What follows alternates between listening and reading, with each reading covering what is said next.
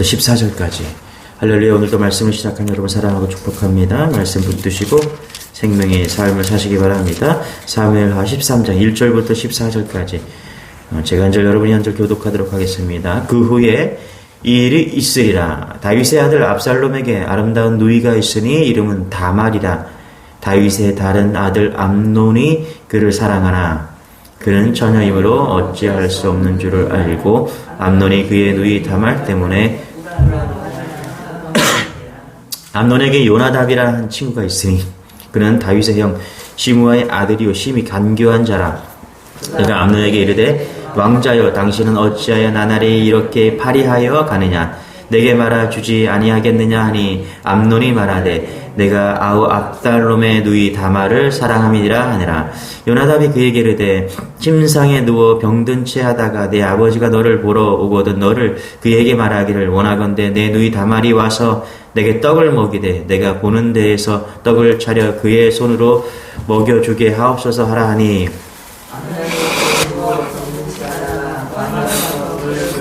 암논이 왕이 내 누이 다말이 와서 내가 보는 데에서 과자 2개를 만들어 그의 손으로 내게 먹여주게 하옵소서 하니 다윗이 사람을 그의 집으로 보내 다말에게 이르되 이제 내 오라버니 암논의 집으로 가서 그를 위하여 음식을 차리라 한지라. 다말이 그 오라버니 암논의 집에 이르매 그가 누웠더라. 다말이 밀가루를 가지고 반죽하여 그가 보는 데서 과자를 만들고 그 과자를 굽고 그 냄비를 가져다가 그 앞에 쏟아 놓아도 암논이 먹기를 거절하고 암논이 이르되 모든 사람을 내게서 나가게 하라 하니 다 그를 떠나 나가니라. 암논이 다말에게 이르되 음식물을 가지고 침실로 돌아오라 내가 내 손에서 먹으리라 하니 다말이 자기가 만든 과자를 가지고 침실에 들어가 그의 오라버니 암논에게 이르러 그에게 먹이려고 가까이 가지고 갈 때 암논이 그를 붙잡고 그에게 이르되 나의 누이야 와서 나와 동침하자 하는지라. 그가 그에게 대답해 아니라 내 오라버니여 나를 욕되게 하지 말라. 이런 일은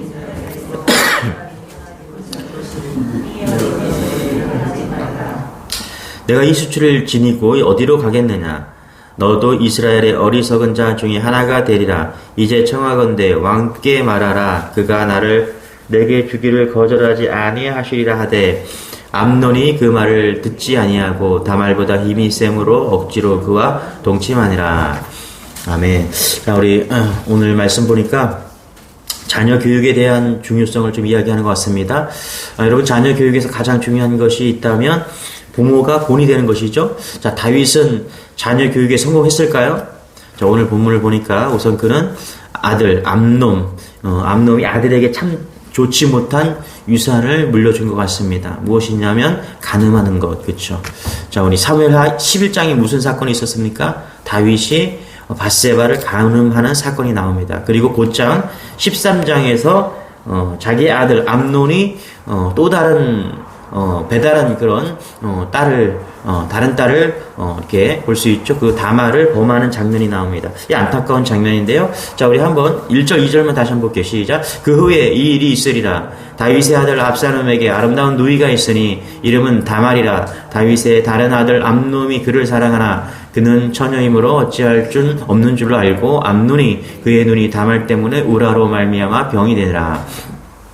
자, 그 후에 이 일이 있었다 이렇게 표현하죠. 1절에 보면 그 후에 이 일이 있느니라. 그 후가 언제냐면 앞에 12장의 문맥을 보면요, 다윗이 랍바성을 점령한 사건이 나옵니다. 그 일을 말하는 거겠죠. 그런데 그 후에 그렇게 읽혀지지 않아요. 어떻게 읽혀지냐 하면은 11장 12절에 무슨 사건이 있었습니까? 밧세바 사건이 나오죠.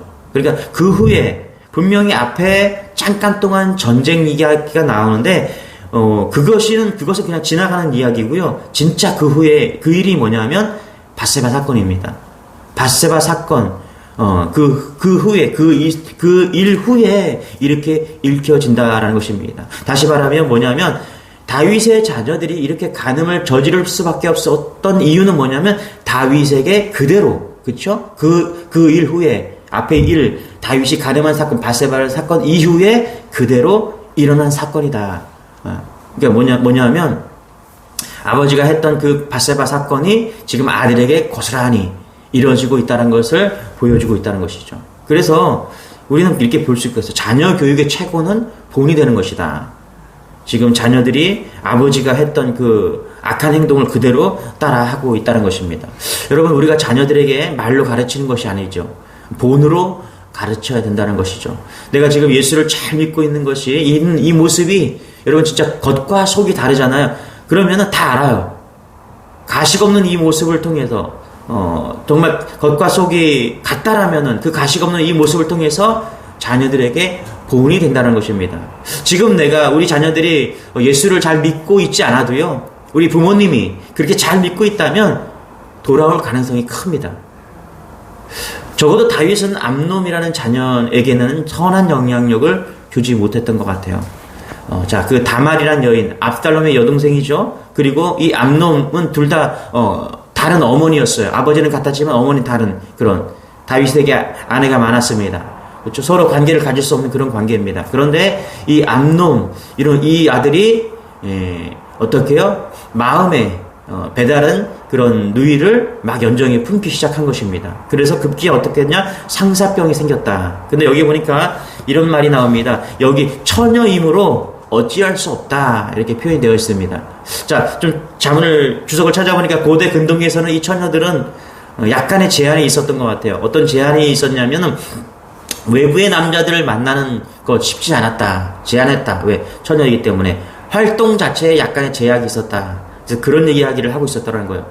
그래서 그가 처녀이기 때문에 만나고 싶었는데 제한이 있어서 쉽게 만날 수 없었다. 그래서 그 상사병이 더 커졌다, 이렇게 볼 수 있었다라는 것입니다. 그리고 2절에 보니까 이렇게 말하죠. 그의 누이 다말 때문에 우라로 말미암아 병이 되느라. 다말 때문에. 저는 이런 생각이 들었어요.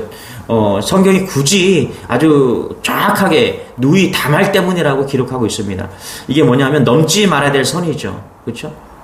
분명하게 지금 성경은 그가 누군지, 누구를 짝사랑하고 있는지 지금 분명하게 이야기하고 있는 것이죠. 넘지 말아야 될 선이 있었다.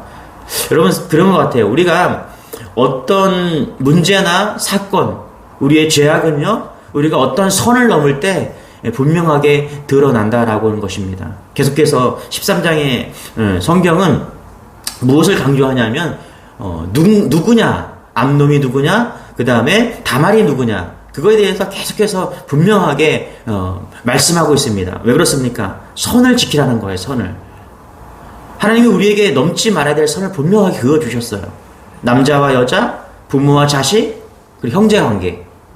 여러분, 동성애가 왜 문제가 됩니까? 선을 넘은 거예요. 그렇죠?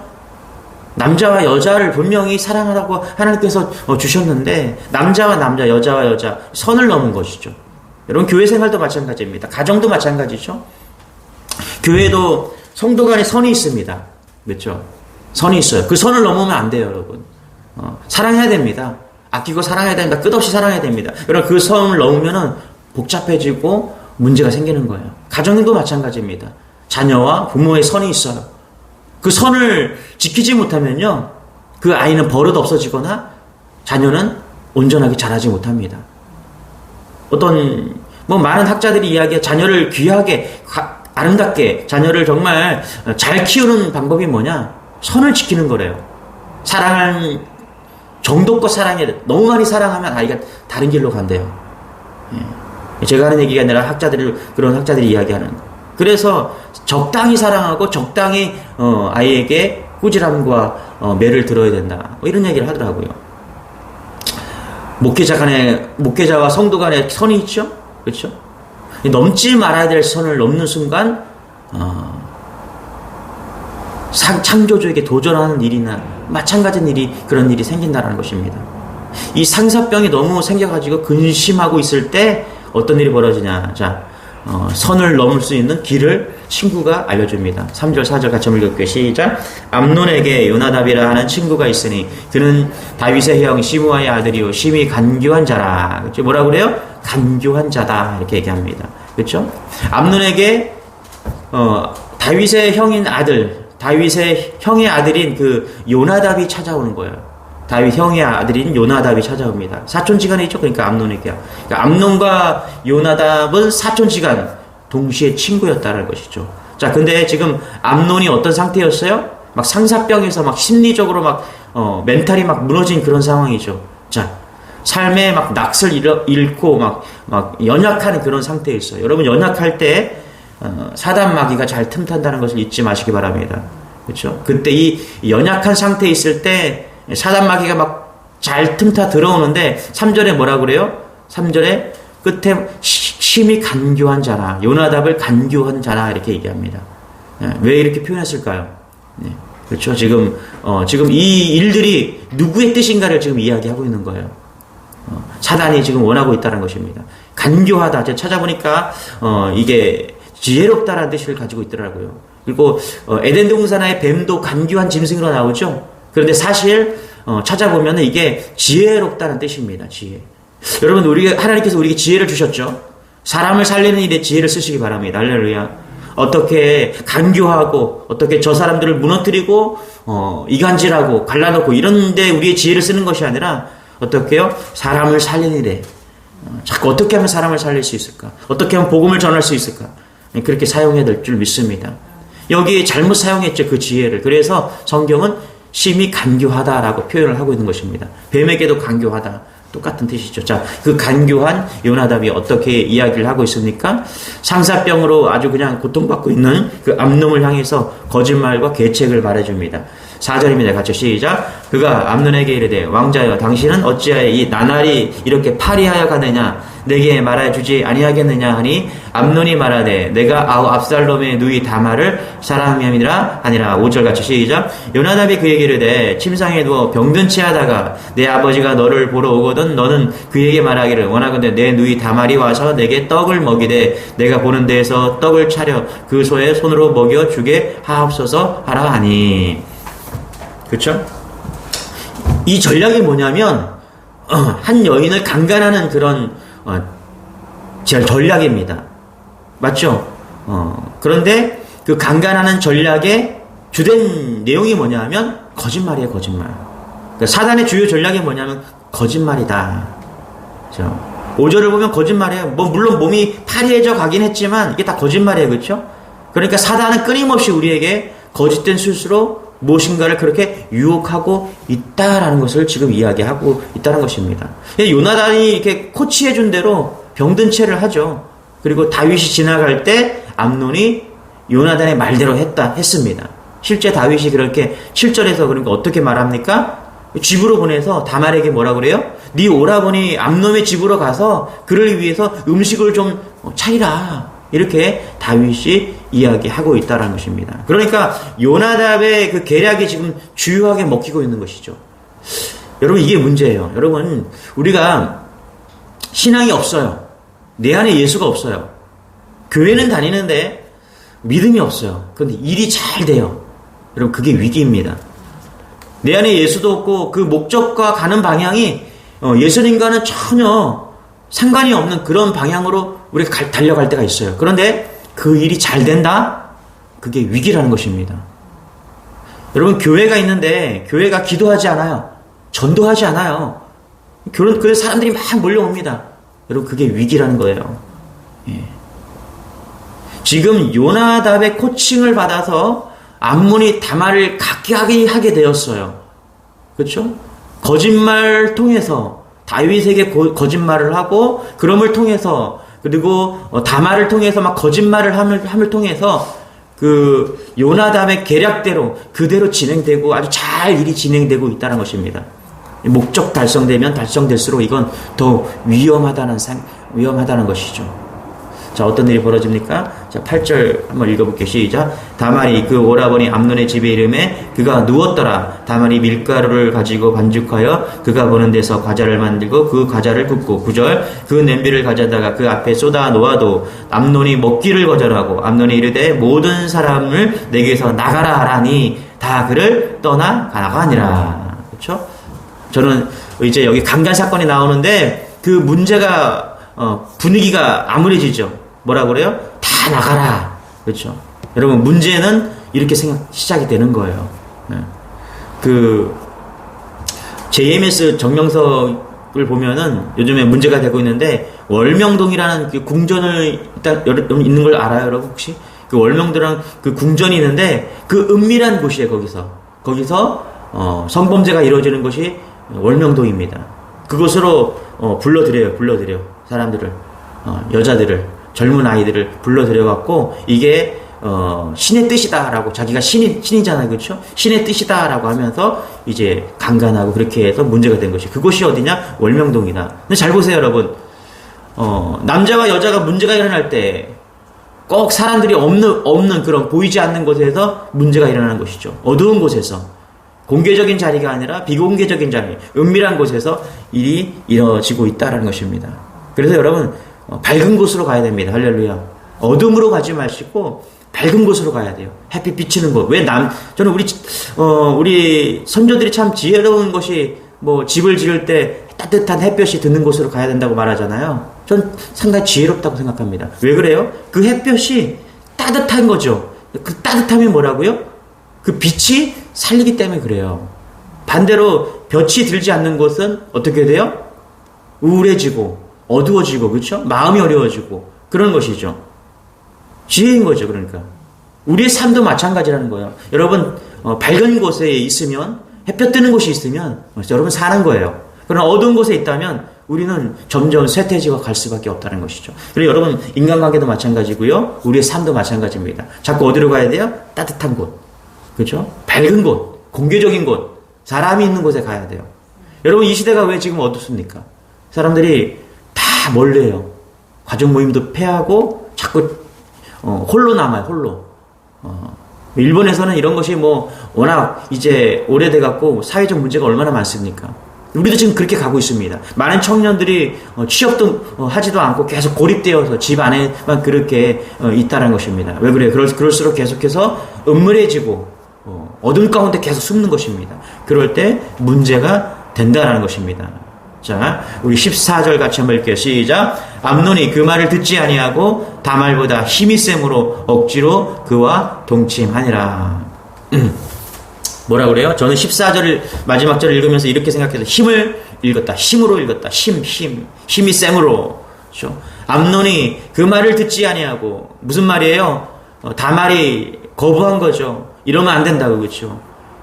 그냥 아버지한테 가서 결혼할 수 있게 그렇게 해달라고 그렇게 제안을 했지만 듣지 않고 정욕에 힘입어서 지금 다말을 범하게 되는 것이죠.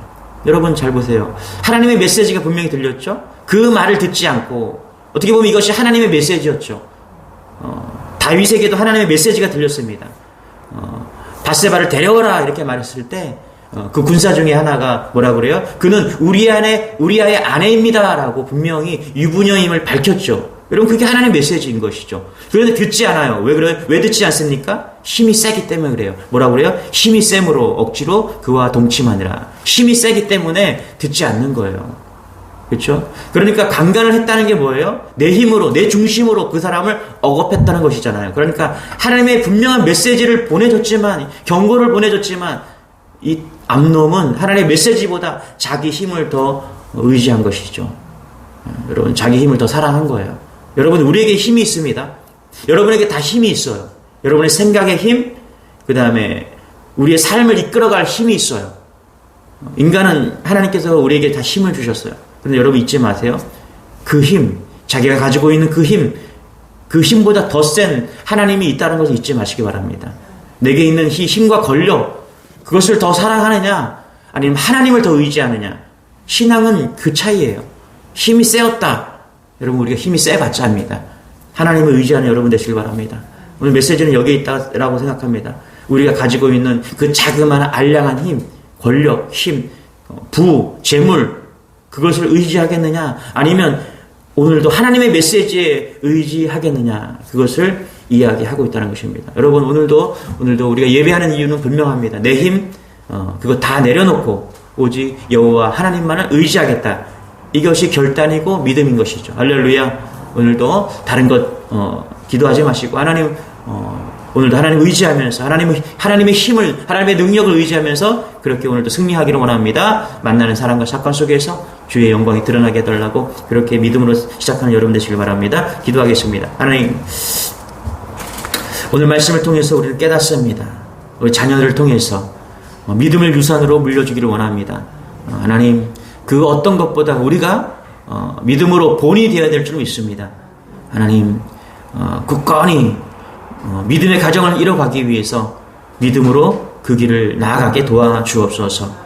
그래서 믿지 않는 우리 가족들이 있습니까? 하나님 긍휼을 베풀어 주셔서 우리가 믿음으로 자녀들에게 이 믿음을 다 전수할 수 있도록 하나님 은혜를 더하여 주옵소서. 다윗처럼 하나님 우를 범하지 않도록 도와주시고 온전히 믿음의 가정을 이루기 위해서 애쓰고 또 힘쓰는 우리가 다 될 수 있도록 은혜를 더하여 주시고, 무엇보다 하나님 우리가 암론과 같은 우를 범하지 않기를 원합니다. 하나님의 메시지에 순종하게 하여 주시고, 나의 힘으로 하나님 무언가를 하나님 얻으려고 하는 것이 아니라 하나님 의지하면서 하나님의 힘을, 하나님의 능력을 우리가 믿고 믿음의 길을 갈 수 있도록 하나님 더하여 주옵소서. 오늘도 하나님의 메시지에 하나님 순종하는 우리 성도들에게 놀라운 하루가 될 수 있도록 역사하여 주시고, 특별히 몸이 불편하고 회복이 필요한 성도들이 있습니다. 하나님 치료하여 주시고 하나님 일상으로 회복될 수 있도록 속히 역사하여 주옵소서. 감사드리며 예수님의 이름으로 기도드리옵나이다. 아멘. 우리 말씀 붙드시고 주여 한번 해주시고 기도하겠습니다. 주여, 주님 감사합니다.